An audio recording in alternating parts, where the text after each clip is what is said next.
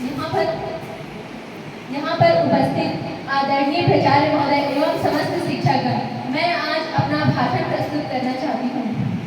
प्रकृति है जननी हम सबकी, प्रकृति है जननी हम सबकी, इससे गहरा जिसका नाता है, इससे गहरा जिसका नाता है, हर जीव का कल्याणकारी ही आदिवासी कहलाता है, ही आदिवासी कहलाता है। मेरा नाम Rachita Mishra, BSc first year की छात्रा। आज के विषय जनजाति समाज का गौरवशाली इतिहास, अतीत, ऐतिहासिक, सामाजिक एवं आध्यात्मिक योगदान पर अपने विचार प्रस्तुत करने के लिए यहाँ उपस्थित हुई हूँ। जनजाति आप क्या समझते हैं? क्या जनजाति वे हैं जो पिछड़े हैं? क्या जनजाति वे हैं जो वन में रहते हैं? या फिर क्या जनजाति वे हैं जो कंदमूल फल खाकर अपना जीवन यापन करते हैं? नहीं साथियों, जनजाति का अर्थ होता है वह समाज जो सभ्य समाज के निर्माण से पूर्व ही अपना अस्तित्व स्थापित कर चुके हैं। एक शब्द में कहें तो आदिवासी या मूल निवासी, जिनकी अपनी एक उन्नत सभ्यता, संस्कृति, विचार तथा रहन सहन, खान पान होता है। मैं मानती हूँ कि वे हमसे आगे हैं। अब कुछ संकुचित व्यक्ति के धनी ये कहेंगे कि अशिक्षित, जंगल में रहने वाले, बहुत मुश्किल गुजर बसर करने वाले हमसे आगे कभी नहीं। तो मैं यह प्रश्न उठाती हूँ कि क्या हम संतुष्ट हैं? क्या आप अपनी चीजों के अलावा और कुछ सुविधाएं नहीं चाहते? क्योंकि जनजाति समाज अपनी प्रकृति और अपनी गौरवशाली नीति परंपरा में संतुष्ट है, पूर्ण है। इस प्रकार मैं उन्हें सबसे आगे मानती हूँ। रही बात उनके गौरवशाली इतिहास की, तो वो देवी प्रकृति की संतान कहलाते हैं।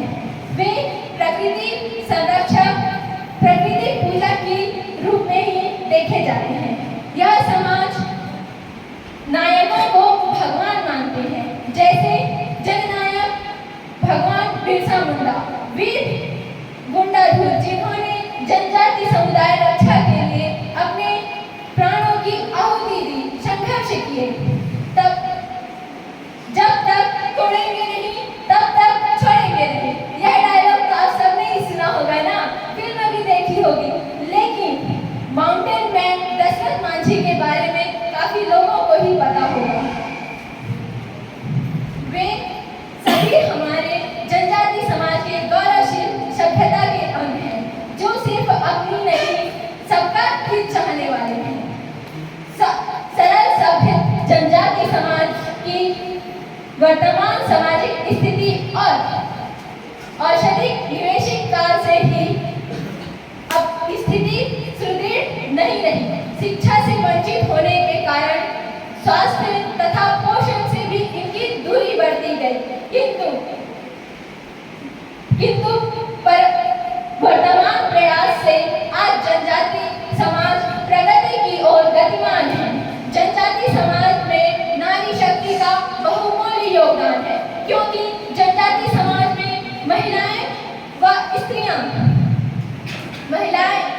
स्त्रियां ही मुखिया होती हैं घर की। इस कारण जनजाति समाज वर्तमान सभ्यता को एक नई आईना दिखाता है। यह दर्शाता है कि वो महिलाओं को अधिक योगदान देता है। जहां भारत का लिंगानुपात 943 है, वहीं जनजाति में यह 990 है, जबकि छत्तीसगढ़ में यह 120 है, 1020 है। इससे यह इंगित होता है कि हमारा छत्तीसगढ़ प्रतिशतात्मक नहीं, मातृसत्तात्मक है। हर सामाजिक कार्य में महिलाएं, चाहे वह आर्थिक ही क्यों ना हो, जनजाति समाज में महिलाओं पुरुषों के बराबर या अधिक अधिकार रखती है। जनजाति समाज में विवाह के समय वधू मूल्य चुकाने का एक परंपरा है। वहीं हमारे समाज में एक दहेज जैसी कुप्रथा को जन्म दे दिया गया है। जनजाति समाज में विविधता का सुंदर भंडार है, जो हर मायने में वर्तमान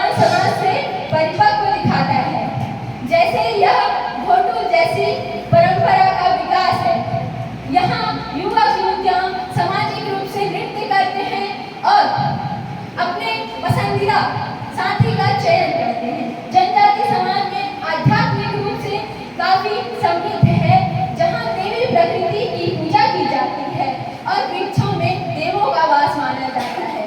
जैसे महुआ के वृक्ष में माता शीतला तथा साल के वृक्ष में सरई देवी का वास माना जाता है। इस प्रकार जनजाति समुदाय में अलग अलग जनजाति का समावेश है। इसके अलावा उन्हें जीव संरक्षण के लिए उनके जनजाति में एक चिन्ह होता है जीवों का, जिनकी वे रक्षा करते हैं, उनका भक्षण नहीं करते। इससे हमें यह संदेश मिलता है कि हम जीव का रक्षा करें। माटी पूजा होती है, जिससे माटी की पूजा होती है। बस्तर का दशहरा सबसे अधिक दिनों तक चलने वाला दशहरा है। इसमें यह दशहरा 75 दिनों तक चलता है। यहाँ कार्य आधारित नृत्य होते हैं। जनजाति अपने कार्य के आधार पर ही नृत्य करते हैं। जैसे सारना देवी की पूजा में उड़ार जनजाति सरहुल करती है, मुड़िया जनजाति भाव वाला नृत्य करती है। आदिवासी समाज का एक समृद्ध सांस्कृतिक विस्तार लिए हुए है, जो उन सभ्यता से अलग अद्वितीय दिखाता है। इन जनजाति को सबसे अलग अद्वितीय नजर दिखाता है।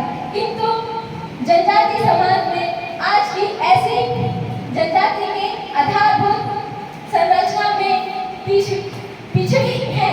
उन्हें विशेष छड़ियों लास्ट टाइम बस